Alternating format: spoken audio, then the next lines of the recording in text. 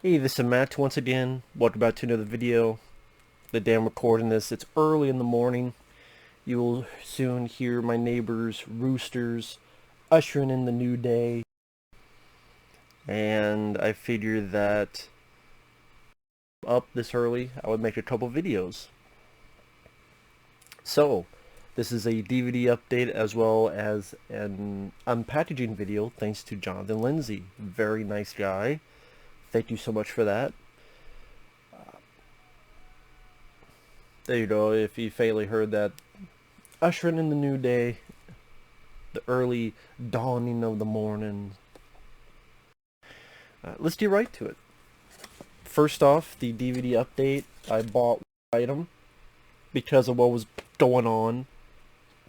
Finally took the time, energy, and money to pick this up. He-Man, the Masters of the Universe, the complete original series. Wanted to give this another watch. I know the 2002-2003 series, but that is out of print and incredibly expensive, which is a shame. Although I believe it's on YouTube for people to see. But I would like to see it physical form. And not only does it have 130 episodes, but it's got a full-length documentary. Ironically enough, I think this is a documentary from those guys who did that Ninja Turtle definitive documentary, because they also use the word definitive history. Although this would make more sense, definitive, because He-Man, there have not been a lot of stuff with He-Man. There's the original cartoon, the 2002-3 cartoon, there was a 90s cartoon, there's the movie with Dolph Lundgren, maybe the toys, comic books. Like, there's a reasonable amount of things you could talk about with He-Man. Unlike Ninja Turtles, where there's like 10 times the amount of stuff, and their definitive history decided not to include, I don't know, 70% of the fucking history was definitive. So they got on my shit list. We had a bit of a fighting of words back in the day. I'll say that. But I will say, despite that bullshit, this I think will make more sense. You also have He-Man She-Ra Christmas special. I remember seeing that quite a few times as a kid. He-Man and She-Ra, the Secret of the Sword full-length movie. Highlights and details behind the scenes of the wildly popular syndicate animation. Saturday Morning Legacy of Filmation. Hope, Honor, Heart, the origins of She-Ra. Early concepts and illustrations. And this was around 30 to 40 bucks. And for that much content, I mean, 30 to 40 bucks is a pretty decent deal. And that's what the back looks like. You know, to watch a show with He-Man in the fucking show, unlike the new bullshit that Kevin Smith has kept quiet now. You realize that Kevin Smith said, shh. Someone told him to shut the fuck up. Worry about you stupid Clerks 3 that no one fucking wants and no one fucking desires a Clerks 3. Because he's making a Clerks 3 that no one fucking wants. But fuck Kevin Smith. But the end of Jonathan Lindsey. I did open it, but I have not looked inside, so that way I wasn't just fumbling around. Thank you so much, Jonathan. And hell, if anyone wants to ever send me anything, let me know. Or if anyone wants to take a look at my Amazon wish list, I don't care. I'll say it. People get mad. I don't care. I love free stuff. Everybody does. Is that a requirement? No. Am I putting out there? Yeah. Because I'm not going bullshit people. Sure, I'm fine with it. And if not, don't worry. But thank you so much, Jonathan Lindsey. I really do appreciate it. And he has a letter that he wants me to read. Like usual, I can do that. And it's 3 items. This one is from my Amazon wish list. I do appreciate that. Thank you so much. It is the Jackie Chan film Nice Guy on Blu-ray, which has 2 different cuts of the film. Has the extended original cut with 10 minutes of additional footage, as well as the U.S. theatrical cut. Very nice. I always enjoyed this film. I always thought it was a fun Jackie Chan movie, directed by Sammo Hung. I believe Richard Norton is your villain.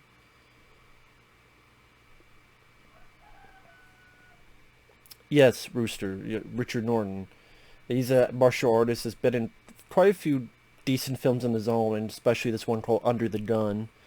And remember this being kind of the later days of his New Line Cinema relationship. Although I think this was right before he did Rush Hour, and then that he became an even bigger star in the United States after that. But this film came out. I don't know if it really did made much of an impression in the U.S., but it's still a fun movie, and it was from Warner Archive. I am shocked that because it's Warner Archive, which is pretty much their version of BDR, aka DVD-R, high def DVD-R, that they would include both versions. So that's actually surprising. But yeah, Mr. Nice Guy, it's a fun movie. Might be my 10 favorite Jackie Chan films, and the fact that I think it's a bit underrated for that kind of stuff. Funny enough, I saw the new Suicide Squad. I've heard of this film. The animation didn't really seem like it was that interesting of a flick, but still, I'd give it a watch one day down the road. Suicide Squad, Hell to Pay. The animation just looked a bit cheap when I saw the trailer, but this has the team of Deadshot, Killer Frost, Captain Boomerang, and Harley Quinn. Copperhead, Bronze Tiger, voices of, I think, Tara Strong, Vanessa Williams, Christian Slater. But yeah, Suicide Squad, Hell to Pay. It seems like the artwork on the cover is a bit better than the animation that's in the movie. Because again, there's a look up Suicide Squad stuff when, after I reviewed that film, and I saw the trailer for this. It is rated R, though. It is rated R. Strong bloody violence, sexual content, brief graphic nudity. It's graphic nudity, but it's brief. And some drug material. I did not realize this was rated R. Interesting. And the new Suicide Squad I enjoyed. I would gladly pick that up when it comes out. And we have Volume 1 of the Animaniacs. I know of them. I didn't really grow up much with the Animaniacs, so I don't have any nostalgia for it. I think I reviewed one of their movies because it was a request. But yeah, I didn't grow up with them, so like I said, I don't really have much I can say. But, there you go. Thank you so much for that. It is a 2, 3, 5-disc set. So pretty extensive. We have about 25 episodes. 5 per disc. Not too bad separating them. Animaniacs Live. Interviews. They recount career and series highlights.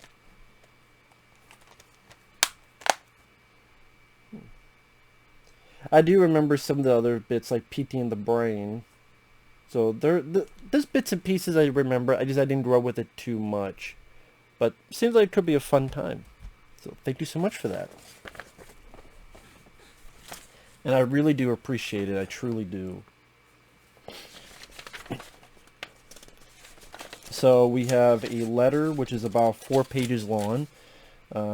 He said he was sending this and he asked me to read these. So I'm going to do that because it's the least I can do for his generosity. Dear Matt, hope you enjoy these gifts. I do, thank you. Mr. Nice Guy has both New Line theatrical cut and international cut. Always enjoyed it since I saw it in theaters at age 16. That's pretty cool you saw it in theaters. Sadly, I missed out on that. Animaniacs is a fun show I enjoyed since I was 11 when it first aired, and from Steven Spielberg. Hope you enjoy. Thank you.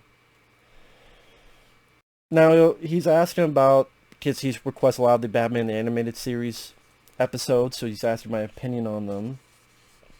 Joker's Favor is one of your favorite episodes. Nice intro to Harley Quinn and Charlie Collins. Looks like Total Recall, Bill and Ted Boulder's Journey after Roy Brocksmith. You have to admit, I don't even know who Roy Brocksmith is, so I can't tell you. The music score is quite memorable and is kooky and sticks with you. Do you think Bullock is a prick and a pig, especially when he's eating at the party? You gotta admit, what on Harley in the police office, she hit him on the ankle, that he got what he deserved. I don't even remember it. I'm trying to remember Joker's Favor of the episode. I remember being okay. I wouldn't say it's one of my favorites, but I remember being okay.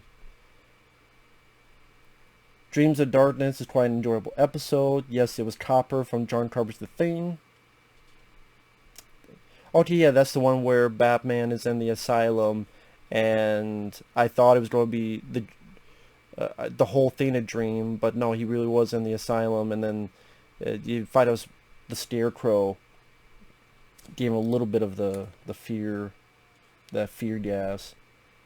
Yes, my neighbor's roosters, the fear gas.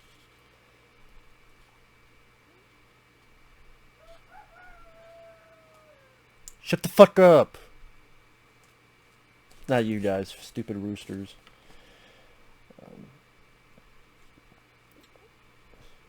Did you know Maddie in Eternal Youth was voiced by Gozer's voice actress? I did not know that.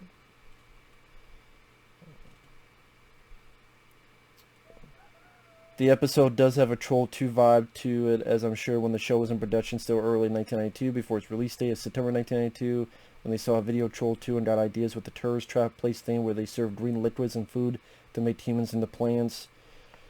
I think that's just a coincidence. I guarantee they never heard of Troll 2, because I don't see people in Batman show watching some low budget, at the time, nothing movie. Because it's true, like Troll 2, like years later, had a little bit of a cult following at that point. It'd be like, I don't know, they saw Bloodsport 2 and took notes from that. So I disagree. I never thought of Troll 2 in terms of that. Is Perchance to Dream one of your favorite episodes? I don't know. I was 10, my brother was 15. We saw this episode on Fox Afternoon. Well-written episode that has an Inception feel to it. I never got the Inception thing. Nice twists and turns, even revealing that the Mad Hatter was behind it. I didn't mind the episode. But yeah, I don't know if I call it one of my favorites, but it's a decent episode. Adrienne Barbeau also voiced Bruce's mother. Kevin Conroy voices Bruce's father. Roddy McDowall is also one of my favorite actors for a long time. Mad Hatter's interesting villain. I agree with that. So Night of the Ninja is one of your least favorite episodes? Yeah, I got nothing out of the episode. I thought it was really boring. I mean, for an episode involving ninjas, really nothing happened. Plot similar to Die Hard, in which terrorist sees a corporate building and masks the rationale out of disdain for the company's supposed greed and decadence, only to be later revealed that the true purpose was to steal hundreds of millions of dollars from the high-tech safe. I think that's a big stretch. I don't think it's similar to Die Hard. To be similar to Die Hard, if Batman was trapped in a building and all that jazz, then I could agree with you. Entering the Sea, a bit where it shows how Bruce trained to be a ninja early on in his life. I didn't find it that interesting. It just seemed typical of various martial arts movies I'd seen throughout the years. Hope you enjoyed Day of the Samurai and Cape and Cow Conspiracy. I did. I didn't mind them. I thought Day of the Samurai was better than Night of the Ninja. Cape and Cow Conspiracy, decent episode. It was cool to hear John Rhys-Davies from Indiana Jones as the voice. Those reviews will be coming soon.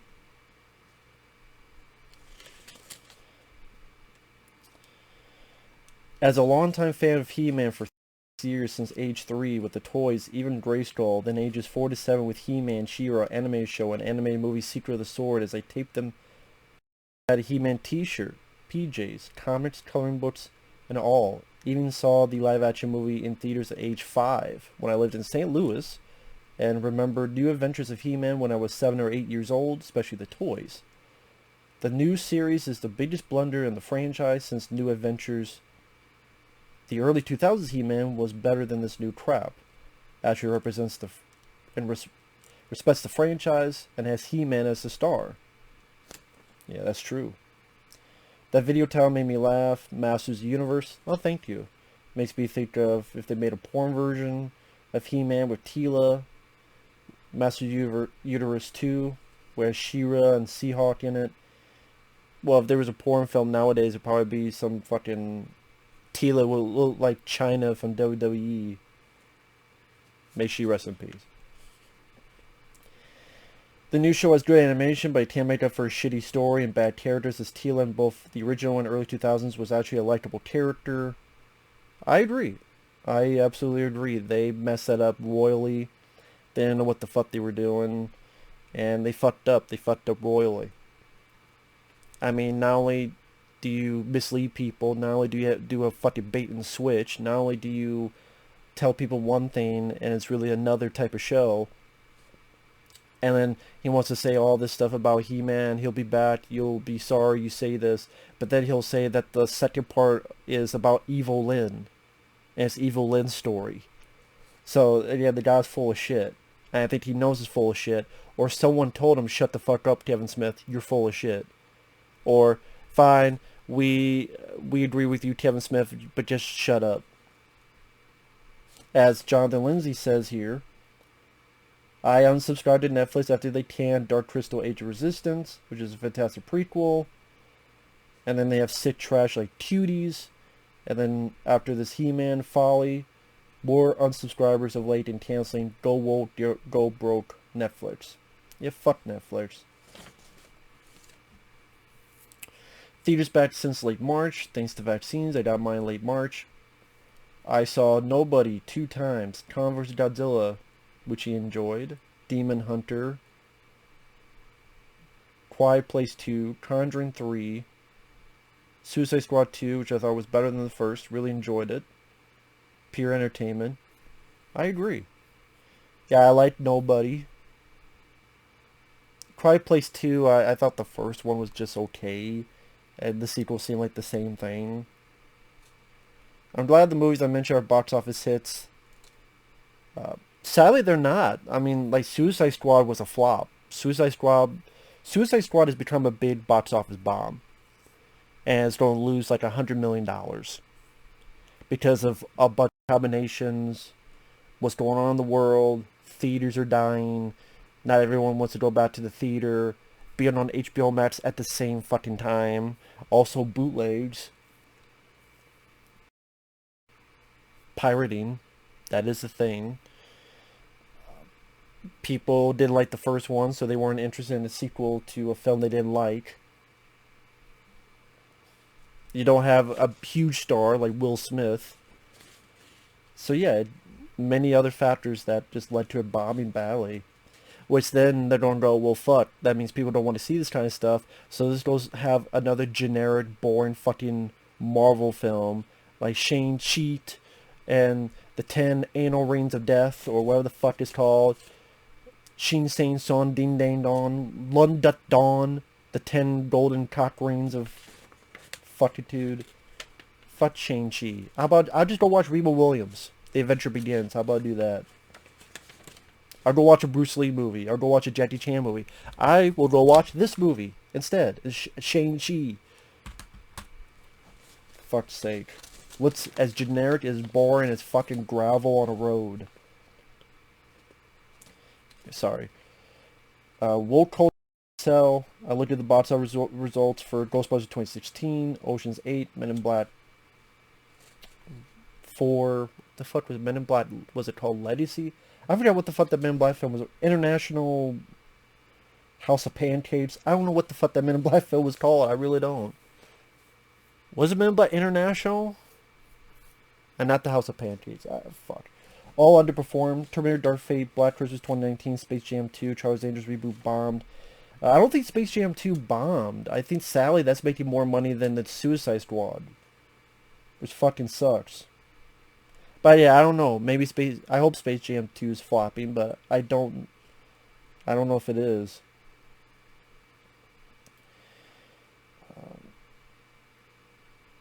I don't know if Space Jam New Legacy flopped though.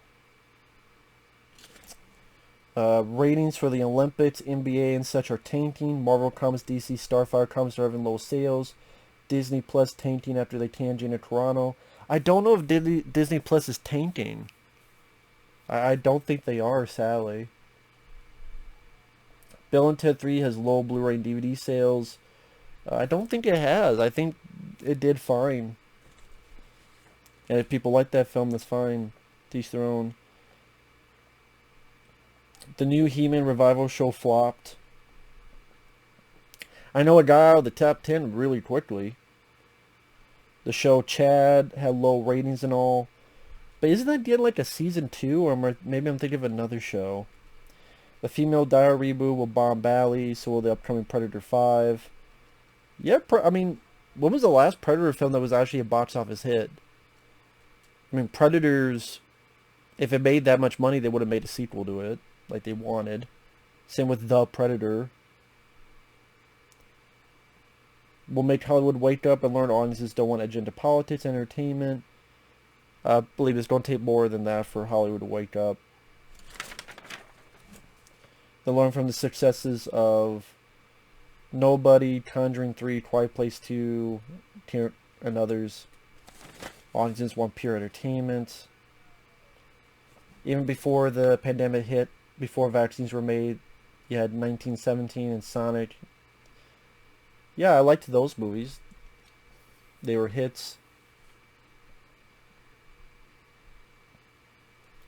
Someone once said, I've always been saying for a while, there is no culture war. There never will. Just like any fad come before, they come and they go. I can guarantee you that near the end of the decade, this SJW cancel culture virtual signaling fad will be a theme of the past. Always remain optimistic. Trust me, in the middle of the decade or near the end of this decade, this whole phase will die out. History always repeats itself, and the industry can learn from history. I disagree because Hollywood still hasn't learned a damn thing. I think they will just keep blaming more and more and more people and forcing stuff down your throat. I mean, look at what's still going on. Marvel has What If, a great comic book series. And what's the first episode of What If? What if Captain America was a girl? Peggy. What if a black guy was Star-Lord? Black Panther. What if he was Star-Lord? It's just, what if this person was woman? What if this person was black? I remember what if comments like, what if Venom took over the Punisher?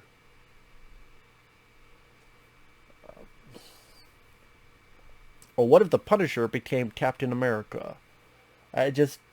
No, we can't have any cool stories. I have, what if this person had a dick? What if this person was black? What if this person had a vagina? That's what I wanted from What If. And then you have shitty animation too. It looks like shit animation. So Hollywood doesn't learn a damn thing in my opinion.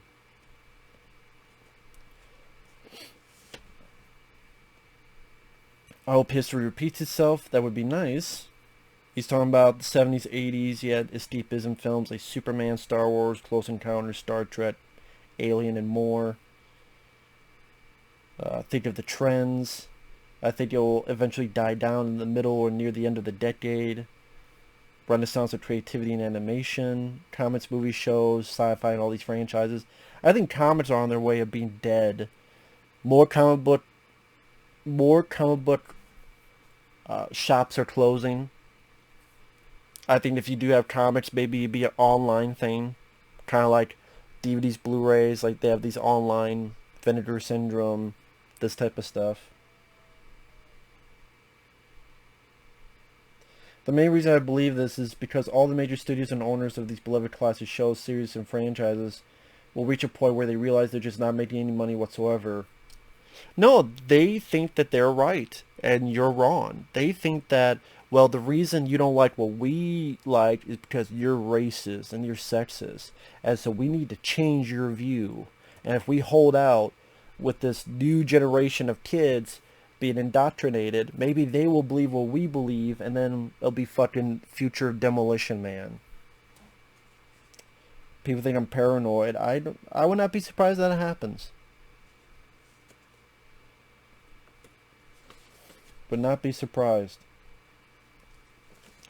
Vote with your wallet. Don't give money to these agenda-driven vanity projects. No. People all you want doesn't mean they'll do it. They simply can't carry on like this. There's nowhere else to go. Eventually things will change for the better. It may take time. Still, but it will eventually happen. We will have a return of all classic things in a great way. I wish I could have your optimism. I really do. When companies realize they're losing more money than they're gaining, they'll change their tune soon. No, it'll be a few of the big guys fall, and the few that will be standing will be the ones that say, you need to believe what we believe. And they will bleed it along, bleed it dry until they hopefully will give up and put your hands up and go, fine, I give up. I mean, think about franchises. I mean, you say any of the damage Woke has done can be repaired someday. Rod to obscurity, not finally remembered as the late 70s, 80s, 90s when times and entertainment was quality.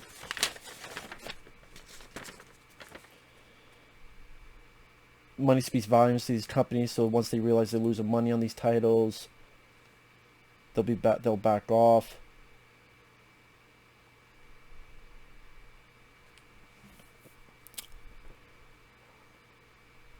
Once we do get through these hard times, though, we should see a boom like we did in the late 70s and 80s.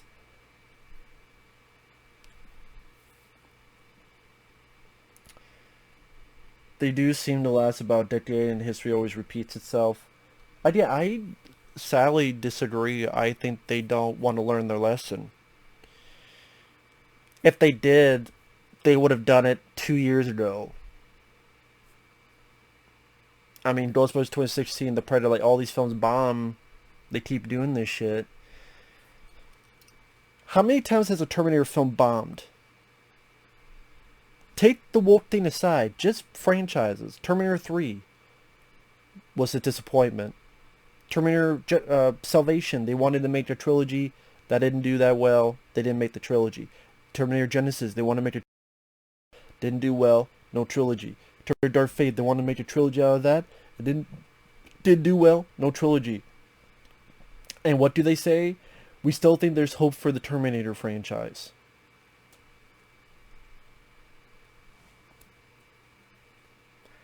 How many times has a Predator film bombed? Sadly, I love Predator 2. That didn't do well.